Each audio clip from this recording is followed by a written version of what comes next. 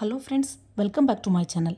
இன்றைக்கி எவ்வளவு சாப்பிட்டாலும் தித்திக்காத, அதாவது திகட்டாத ஒரு badusha recipe, button badusha recipe தான் பார்க்க போகிறோம். வாங்க எப்படின்னு வீடியோக்குள்ளே போய் பார்க்கலாம். நம்ம சேனலில் ஃபஸ்ட் டைம் பார்க்குற வியூஸ் ப்ளீஸ் சப்ஸ்கிரைப் பண்ணி வச்சுக்கோங்க. அப்போ தான் நான் போடுற வீடியோஸ் எல்லாமே மிஸ் ஆகாம உடனே உங்களுக்கு நோட்டிஃபிகேஷனில் வரும். நான் இந்த மினி பாதுஷா பண்ணுறதுக்கு கொஞ்சம் மைதா மாவு எடுத்துருக்கிறேன். அது கூடவே ஒரு பிஞ்ச் பேக்கிங் சோடா எடுத்துக்கலாம். கூடவே ஒரு பிஞ்ச் போல் பேக்கிங் பவுடர் எடுத்துக்கலாம். மைதா மாவில் இதை சேர்த்து நல்லா மிக்ஸ் பண்ணி விட்டுக்கலாம். ஃப்ரெண்ட்ஸ், நான் எடுத்துருக்கிற மைதா மாவுக்கு தேவையான அளவு தான் பேக்கிங் பவுடரும் பேக்கிங் சோடாவும் ஆட் பண்ணியிருக்கிறேன். நீங்கள் குறைவாக கூடுதல் உங்கள் தேவைக்கு தக்கன ஆட் பண்ணிக்கோங்க. பேக்கிங் பவுடர் பேக்கிங் சோடா அதே மாதிரி ஜாஸ்தி ஆகிட்டாலும் நமக்கு பாதுஷா கிராக் விழுந்துடும், வெடிச்சிரும். அதே மாதிரி கம்மியாக இருந்தாலும் நம்ம சாஃப்டாக கிடைக்காது. ஸோ அதை மட்டும் கொஞ்சம் கவனமாக பார்த்து போட்டுக்கோங்க. இப்போ இதில் 1 to 1.5 ஸ்பூன் நெய்யை உருக்கி சூடாக்கி சேர்த்துக்கோங்க. அதாவது நெய் கை பொறுக்கிற சூடில் இருக்கணும். இதையும் சேர்த்து நல்லா மிக்ஸ் பண்ணி விட்டுக்கலாம். இப்போ இது கூடவே 1 to 1.5 ஸ்பூன் நல்ல கெட்டியான புளியாத தயிரை சேர்த்து நல்லா மிக்ஸ் பண்ணி விட்டுக்கலாம். ஃப்ரெண்ட்ஸ், இந்த பட்டன் பாதுஷாவுக்கு தயிர் நல்ல புளிப்பில்லாத தயிராக பார்த்து சேர்த்துக்கோங்க. அப்போ தான் ஸ்வீட் நல்லாயிருக்கும். நெய்யும் தயிரும் சேர்த்து நல்லா மிக்ஸ் பண்ணதுக்கப்புறமா நமக்கு தண்ணி அவ்வளோவா தேவைப்படாது. ஸோ கொஞ்சமாக தண்ணி தெளித்து இந்த மாவை நல்லா சாஃப்டாக மிக்ஸ் பண்ணி எடுத்துக்கோங்க. இந்த பாதுஷாவுக்கு சப்பாத்தி பரோட்டாக்கெலாம் நம்ம மாவு பிசைகிற மாதிரி ரொம்ப அடிச்சலாம் ஒன்றும் பிசைய வேண்டாம். நார்மலாக பிசைஞ்சு வச்சாலே போதும்.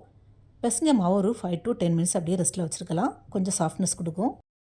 பிசைஞ்ச மாவை நமக்கு வேண்டிய சைஸுக்கு சின்ன சின்ன உருண்டைகளாக ஃபஸ்ட்டு உருட்டி எடுத்துக்கணும். நான் மினி பாதுஷா பண்ணுறதுனால ரொம்ப குட்டியாக தான் எடுக்கிறேன்.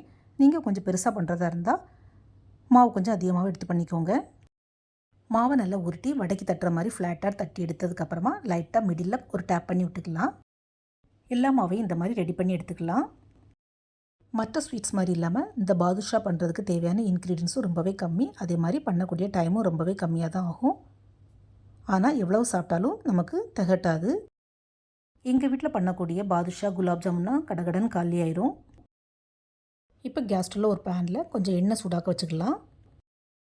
இந்த எண்ணெய் சூடாகிற நேரத்தில் நம்ம சைடில் ஒரு பேனில் சுகர் சிரப் ரெடி பண்ணி எடுத்துக்கலாம். சுகர் சிரப் பண்ணுறதுக்கு நம்ம எந்த அளவுக்கு மைதா மாவு எடுத்தோமோ அதே குவான்டிட்டி அளவுக்கு சுகர் எடுத்துக்கோங்க.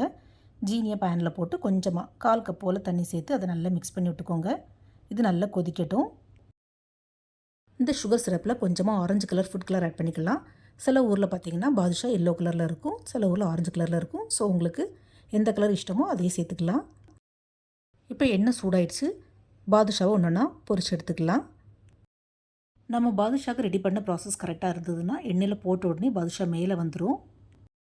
அதே மாதிரி இந்த பாதுஷாவை எண்ணெயில் பொரிக்கும் போது லோ ஃப்ளேமில் வச்சு தான் பண்ணணும். அப்படி இல்லைன்னா முருகுன மாதிரி ஆயிரும். பாதுஷாவை 2 சைடில் நல்லா திருப்பி விட்டு சைடில் ஃபுல்லாக, அதாவது ஓரத்தில் லைட்டாக கோல்டன் கலர் வந்ததும் எண்ணெயிலேருந்து எடுத்துடலாம். அதே மாதிரி இந்த பட்டன் பாதுஷா பண்ணுறதுக்கு ஷேப் முக்கியம் இல்லை, நமக்கு எப்படி வருதோ அந்த மாதிரி பண்ணி எடுத்துக்கோங்க. எல்லா பாதுஷாவையும் இந்த மாதிரி எண்ணெயில் போட்டு பொரித்து தனியாக எடுத்து வச்சுக்கலாம். சுகர் சிரப் ரெடி ஆனதுக்கப்புறம் நம்ம அதில் போட்டு இதை சோக் பண்ணி எடுக்கணும். இப்போ சுகர் நல்லா கரைஞ்சி சிரப் சூப்பராக ரெடி ஆகிடுச்சு. பாதுஷா பண்ணுறதுக்கு நமக்கு கம்பி பதம் தேவையில்லை. ஸோ சிரப் நம்ம கையில் லைட்டாக பிசுன்னு ஒட்டினாலே போதும். இந்த சிரப் சூடாக இருக்கும்போதே நம்ம இதில் பாதுஷாவை போட்டு லைட்டாக கொதிக்க வைக்கணும். அப்போ தான் உள்ள ஜூஸியெல்லாம் நல்லா இறங்கும். பாதுஷாவை ஒரு 2 to 3 மினிட்ஸ் இந்த சுகர் சிரப்பில் போட்டு கொதிக்க வச்சாலே உள்ள சிரப்லாம் நல்லா இறங்கி நல்ல ஃப்ளஃபியாக சாஃப்டாக வரும். நமக்கு உங்களுக்கு பார்த்தாலே தெரியும் ஃப்ரெண்ட்ஸ், ஃபஸ்ட்டு இருந்ததுக்கு பாதுஷா இப்போ நல்ல சிரப்பில் ஊறி சூப்பராக பெருசாக கிடச்சிருக்குது. இப்போ சிரப்லேருந்து எடுத்து தனியாக ஒரு பிளேட்டில் வச்சிடலாம்.